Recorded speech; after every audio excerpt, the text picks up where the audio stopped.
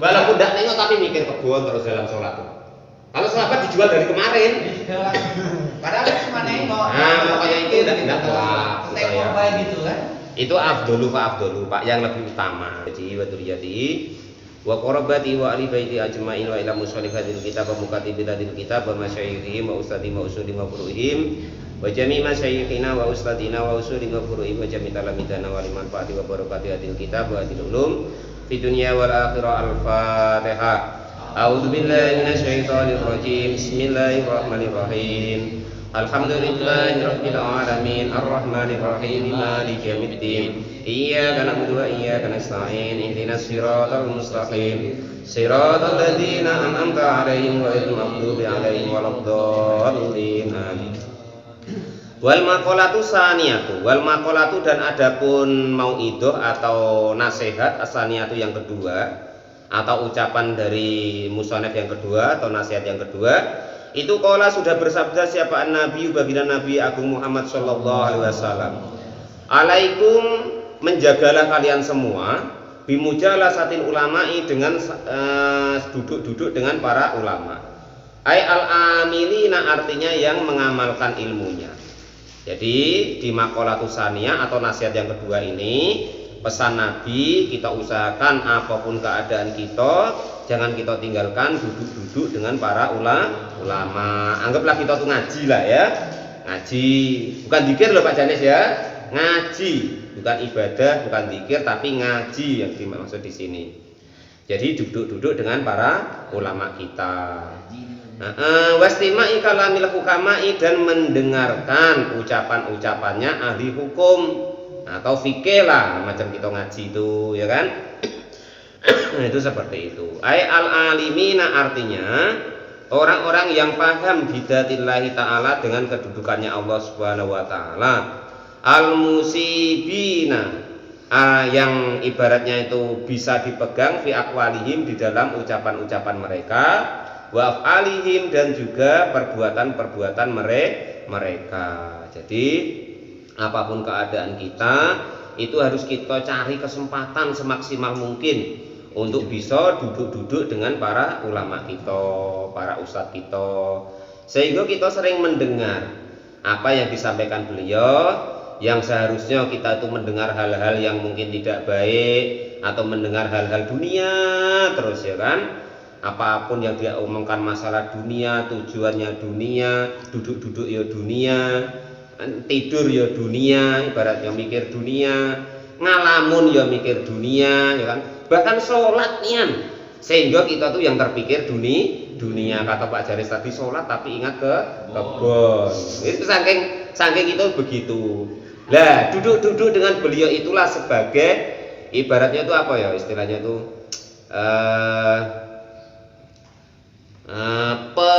penebus, penebus dari semua itu sehingga kita bisa mendengar hukum-hukumnya Allah Subhanahu wa taala. Fa innallaha ta'ala sesungguhnya Allah Subhanahu wa taala itu yuhyi menghidupkan siapa Allah qalba kepada hati al-mayyita yang mati binuril hikmati dengan cahayanya hikmah. Hikmah itu apa sih? Ayi ilmi artinya ilmu an-nafi'i yang bermanfaat. Hikmah itu ilmu atau pengetahuan yang membuat kita menjadi semakin dekat dengan Allah Subhanahu wa taala, menjadikan ibadah kita menjadi benar, ibadah kita menjadi lebih khusyuk kepada Allah, ibadah kita menjadikan semakin giat, kita semakin tahu tentang Allah. Nah, itu namanya hikmah. Bukan yang dulu kita kecil itu Pak Janis ya, setruman terus kesurupan itu terus apa kayak apa kero apa tuh, bukan maksudnya bukan itu. Hikmah di sini yang dimaksud itu kita bisa mendengar atau mendapatkan kisah-kisah atau cerita atau ilmu dari para ulama kita itu yang sehingganya membuat hati kita itu menjadi bersinar, tidak gelap lagi, tidak mati lagi. Kama seperti keadaan yuhyi yang menghidupkan siapa Allah al-ardo kepada bumi al-mayyita yang mati bima ilmatori dengan air hujan. Artinya maksudnya bagaimana? Kalau Pak D kok mau sekali-kali duduk ngaji, ya kan? Lah itu ibarat Pak D itu seminggu sekali itu tanaman atau kita umpama kok tanaman itu dikasih siraman seminggu sekali. Lah umpama kok kita seminggu itu 2 kali, ya ibarat tanaman itu dikasih siraman seminggu 2 kali. Umpama kok sebulan sekali, ya ibarat kita itu tanaman itu dikasih siraman sebulan sekali. Lah kalau setahun sekali Pak D, wis kadung garing andurane nggih. Heeh, lek urip nang payah. Nggih, aja setahun sekali lah, mbok wis. Heeh. Sak ora-orane seidak-idaknya tuh hadir Jumatan dengerin khutbah. Kalau pas khutbah jangan ngantuk. Lah seidak-idaknya itulah. Kalau ndak mau ngaji ya. Nah, itu caranya begitu seidak-idaknya. Ini sudah ngaji idak, seminggu sekali idak, sebulan sekali idak, ya kan? Ikutlah dengerin khutbah itu seminggu sekali, kadang 2 minggu sekali, pakai ngantuk pula Pak D. Nah sudah. Akhirnya ibarat tanaman baru tumbuh tadi Pak D, ya kering nian. Ya. Ibarat hatinya itu mati nian. Nah itu seperti itu. Tapi kalau kita sering duduk-duduk dengan para ulama kita, dengerin beliau bercakap, seidak-idaknya ada sedikit siraman atau sedikit air yang mengucur ke hati kita, sehingga hati kita yang loyo, lemah, males, tidak semangat tadi karena terkena siraman daripada ilmu dari Allah Subhanahu wa taala lewat beliau tadi, sehingga menjadi ada benih-benih kehidupan di hati kita. Itu maksudnya begitu. Sudah paham itu ya? Pokoknya Pak D percayalah. Pak D nggak mau hadir di majelis ilmu, nggak mau ngaji, nggak mau sholat, Pak D tetap sibuk juga, Pak D tetap repot juga. Tetapi bukan masalah agama, bukan masalah ibadah, tak masalah apalah, ya kan? Nah itu, terus pokoknya begitu. Percaya begitu, enggak ya begitu. Ya untung macam saya itu Pak D nyampaikan tuh ndak harus orang tuh percaya Pak Lupi, terserah anak percaya naida. Yang penting saya bacakan, saya terangkan. Pak D untuk siraman ilmu saka Allah Gusti Allah Subhanahu wa taala ya alhamdulillah ora wis karepe Pak D ngono. Penting wis tak sampaikne kewajiban saya sudah sampai Pak D ya, menyampaikan hukum-hukum Allah. Nah, itu seperti itu. Karena wilayah hidayah itu wilayahnya Allah Pak D. Kita tidak berhak, masalah hidayah itu urusannya Allah Subhanahu wa taala. Kalau Allah senang ya dikasih hidayah, dikasih ilmu, orang itu dikasih hikmah. Kalau ndak ya ndak gitu loh ya. Walaupun Pak Lupi tiap hari ayolah ngaji, ya udah datang karena bukan wilayah kita. Walaupun Pak Lupi paksa paling sekali itulah, bisa tidak mau lagi. Nah itu kan, itu. Karena wilayah itu wilayahnya Allah Subhanahu wa taala. Apalagi kok hatinya sudah kering mati, Pak. Nah sudah, ya agak lama Pak Lupi agak siram-sirami dulu, ya kan, rayu-rayu dengan yang baik, yang enak, yang seger. Nah itu lama Pak Lupi, nanti kira-kira baru ada mencungul dikit, tunasan itu baru kira-kira nanti mulai mau, karena mulai hidup. Namanya kalau mati itu macam mayat, dia apa-apanya nggak apa-apa Pak Lupi, buang kali ya dia baik. Nah ibarat itu macam itu, hati pun ya begitu, bisa mati. Karena tidak kena siram. Lah kita kalau duduk-duduk ibaratnya dengan para ulama, dengan para dai kita, dengan imam kita, orang-orang yang soleh, itu ibarat kita tuh mendapat siraman air hujan, tanaman yang mendapat siraman air hujan, jadi segar. Nah, ya. Semakin banyak Pak Lupi kita semakin segar. Kecuali kalau lo gergeten Pak Lupi banjir badang. Nah itu ya. Mudah-mudahan kita ndak apa gitu ya. Nah, terus ngopo kita kok disuruh menyampaikan hal yang baik, menyampaikan kalau yang dilarang tuh suruh nyampaikan. Itu karena begini, ya kan? Kalau kok Allah tuh nanti sedang marah, kalau orang kita tidak nyampaikan, itu baik yang salah maupun yang soleh itu tetap kena hukum semua. Makanya harus kita sampaikan, ayo berbuat baik, ayo ngaji, ayo sholat dan segala macamnya. Nah itu karena kalau Allah sudah jengkel, ya nanti ya itu baik yang salah maupun yang soleh, yang baik itu tetap dihukum. Contohnya kemarin itu Pak Janis lewat ke kebun, disengat tawon sikok, ya kan, cetuet, waduh, kurang ajar tau, awas tiap malam, nah, kan dibakar semua. Nah, gambarannya begitu Pak RT ya. Kita nanti disulut semua, nggak urus, walaupun Pak RT itu soleh, nggak urus, RT-nya soleh kok dibakar juga, nggak urus. Nah, karena saking Allah sudah jengkel, rahmat Allah sudah males datang ke situ. Allah sudah malas menurunkan rahmatnya untuk masyarakat situ. Wa fi riwayatin Tabrani, dan itu diriwayatkan dari hadis Tabrani an Abi Hanifah, dari Abi Hanifah, jalisu, duduk-duduklah kalian semua al-kubara dengan orang-orang yang besar agamanya, wasa'alu, dan bertanyalah kalian semua al-ulama kepada para ulama, khalitu, dan pada bercampurlah kalian semua al-hukama'i dengan orang-orang yang ahli hukum atau ahli fikih, supaya kita tahu benar dan salah. Kita dengan para ulama supaya hati kita semakin lembut, ada nasihat beliau. Wa fi riwayatin, dan itu di suatu riwayat, jalisul ulama, yang adapun duduk-duduk dengan para ulama, wa sahibul hukama'i, dan berteman dengan orang-orang yang ahli fikih atau ahli hukum, wa khalitul kubaroi, dan bercampur dengan orang-orang yang ahli hukum tadi. Fa'inal ulama, maka sesungguhnya para ulama itu salah satu aksamin, ada 3 macam Pak Lupi. Yang pertama al ulama, para ulama bil ahkamillahi ta'ala, dengan hukum-hukumnya Allah subhanahu wa ta'ala. Para ulama itu ada 3 macam. Yang pertama ada para ulama Allah itu yang tugasnya menyampaikan hukum-hukum Allah dan Rasulnya. Ini loh Pak Lupi sah, ini tidak sah Pak Lupi, ini haram, ini batal, ini makruh, ini sunnah, dan lain sebagainya. Itu termasuk ulamanya Allah subhanahu wa ta'ala. Itu loh ya, itu ulama namanya. Wa adapun ulama yang bi ahkamillahi ta'ala, itu ashabil fatwa, orang yang mempunyai fatwa. Wal ulama, dan orang-orang yang alim bidatillahi ta'ala, dengan zatnya Allah subhanahu wa ta'ala, faqat, maka saja. Wahum, adapun mereka itu al-hukama, para ahli-ahli hukum. Fa fi madakhilatihim, maka adapun memasuk ke wilayah mereka itu tadhibu, akan memperbaiki lil akhlaki, untuk akhlak.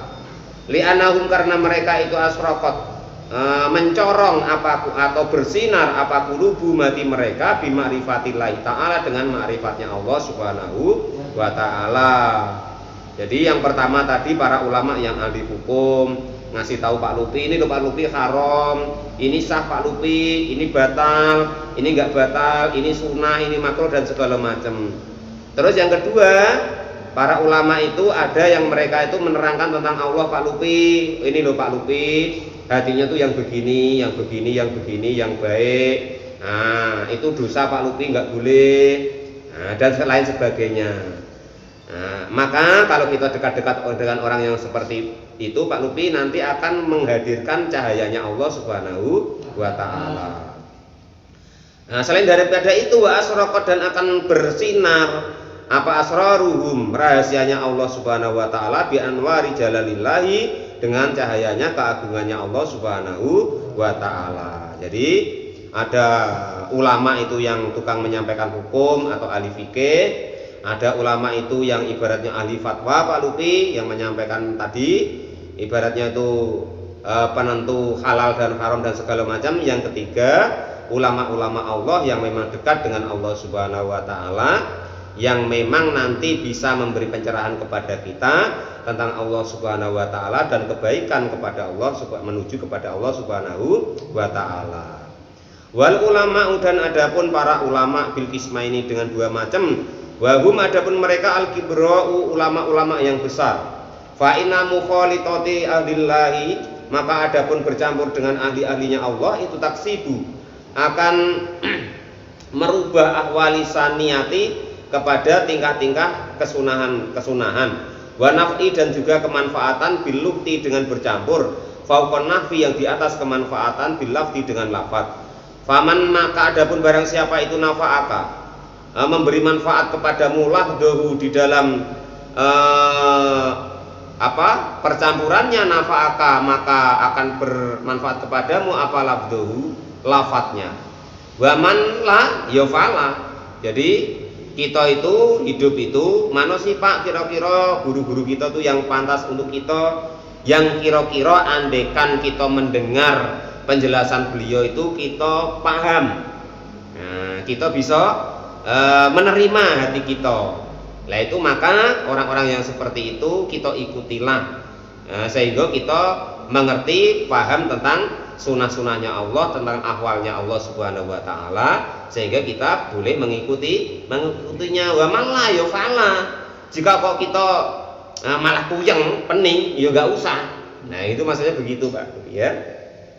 Wa kana, dan ada siapa As-Sahru Rodi, Syekh Sahru Rodi yatufu, berkeliling siapa Sahru Rodi fi ba'dil masjid, di sebagian masjid, khaifan di musim khaifan tuh hujan, bimakna sofahu, artinya bermakna yaitu menengok-nengok wajah, yatasofahul wujuhi, menengok-nengokkan wajahnya. Fakila, maka dikatakan lahu kepada Syekh Sahrawardi tadi, fihi, di dalam masalah dia. Faqala, maka lalu berkata siapa Syekh Sahrawardi, innallaha, sesungguhnya bagi Allah ibadan adapun mempunyai hamba-hamba. Inna doru, jika kok melihat siapa hamba-hamba Allah tadi ilasasin kepada seseorang, aksibuhu, maka akan membekas siapa apa pandangan orang tadi kepada orang yang melihat tadi, saadatan, karena bahagia. Fa'ana, maka adapun saya itu atlubu, menginginkan dalika kepada orang yang model seperti itu. Maka saya Sahrawardi tadi berkata, sebenarnya Allah itu punya makhluk, punya hamba, yang andekan kita nengok wajahnya wae, nah itu akan menjadikan kita tuh mengingat kepada Allah, mengingat kepada akhirat. Nah itu maksudnya seperti itu. Qala Nabi sallallahu alaihi wasallam, sayati zamanun ala ummati yafirruna minal ulama'i wal fuqaha fayubtilahumullahu bisalasati baliyatin. Nah ini besok yang bahaya agak lama diterangkan di malam Selasa besok, bahwa kita kok karo berpaling dari beliau ini akan diturunkan 3 bala oleh Allah Subhanahu wa taala. Semoga kita tidak termasuk. Sekalian lah, masih sedikit lagi ya. Qala, sudah berkata siapa baginda Nabi Agung Muhammad sallallahu alaihi wasallam, sudah bersabda siapa baginda Nabi Agung Muhammad sallallahu alaihi wasallam, sayati, maka suatu saat itu akan datang apa zaman atau masa ala ummati, atas umatku ini semuanya, yafiruna, mereka pada lari minal ulama'i, dari para ulama, wal fuqaha, dari para ahli fikih. Lah kalau umat itu kok sudah lari dari para ulama, lari dari para ahli fikih, nggak mau ngaji, nggak mau belajar, nggak mau dekat dengan mereka, nggak mau ngaji dengan mereka, fayab talihim, maka akan mencoba atau memberikan balak kepada mereka siapa Allah bisalah si baliatin, dengan 3 bala. Jadi Nabi itu bilang bahwa suatu saat akhir zaman besok di umatku itu ada suatu masa atau zaman umat itu pada lari, tidak mau dekat para ulama, tidak mau dekat para ahli hukum, maka Allah akan beri mereka 3 bala.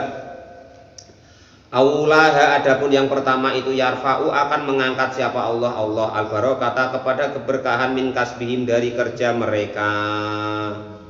Yang pertama Pak Lupi, kita kok lari dari para ulama, enggak ngurusin beliau, enggak ngereken beliau, enggak ngopenin beliau, maka akan dikasih bala. Yang pertama akan diangkat barokah rizki kita, perasaan kerja dari pagi sampai sore, hasilnya perasaan banyak, cuman ternyata untuk apa-apa kurang. Nah, itu namanya kerja kita dicabut berkahnya. Perasaan sudah lembur terus pagi sampai sore, sore sampai malam, malam sampai pagi, sampai ndak kober ngelanin buju. Wah itu masih nggak cukup. Qolal mu'allif rahimahullah, itu berarti keberkahan rezeki kita tuh dicabut oleh Allah Subhanahu wa taala. Bagaimana caranya? Kita hormati para ulama, kita muliakan para ulama dan fuqaha. Nah, itu caranya begitu. Wasaniatu, dan adapun yang kedua yang ditimpakan kepada mereka yang lari dari para ulama dan fuqaha, itu yusalli itu akan menguasakan siapa Allah Ta'ala alaihim kepada mereka sultanan kepada raja-raja atau pemimpin doliman yang dolim. Jadi Pak Lupi, kalau kok kita punya pemimpin yang dolim umpomo, jangan salahin siapa-siapa, salahin diri kita sendiri. Kita nggak mau dekat dengan para ulama, nggak mau ngaji dengan para ahli-ahli fikih, gitu ya. Tuh. Jadi kalau kok kita kebutuhan kurang terus, kita tuh kalau kok ibaratnya menuruti kebutuhan kita sampai mati nggak cukupnya nuruti nafsu tuh. Sampai mati nih nggak cukup. Itu kalau nurutin nafsu. Yang terakhir yang akan ditimpakan kepada orang tersebut wasali satu, dan adapun yang ketiga itu ya yakhrujuna pada keluar siapa orang yang tidak mau dekat dengan para ulama dan fuqaha tadi minat dunya dari dunia bighairi imanin dengan tanpa iman. Mudah-mudahan kita dijaga oleh Allah mati dengan iman kepada Allah Subhanahu wa Ta'ala. Salah satu jalannya kita usahakan seberapapun mampu kita ngaji, kita belajar, kita dekat dengan ulama kita, dengan guru kita hormati mereka dengan semampu kita, sehingga mudah-mudahan Allah hilangkan 3 perkara ini supaya diberi keberkahan dalam rezeki kita. Allah memberikan pemimpin-pemimpin kepada kita, pemimpin yang baik, dan supaya nanti kita meninggal itu oleh Allah Subhanahu wa Ta'ala diberikan membawa iman kepada Allah Subhanahu wa Ta'ala. Wal maqalatus salisatu, nasihat atau ucapan yang ketiga, wallahu alam bisawab, alhamdulillahirabbil alamin.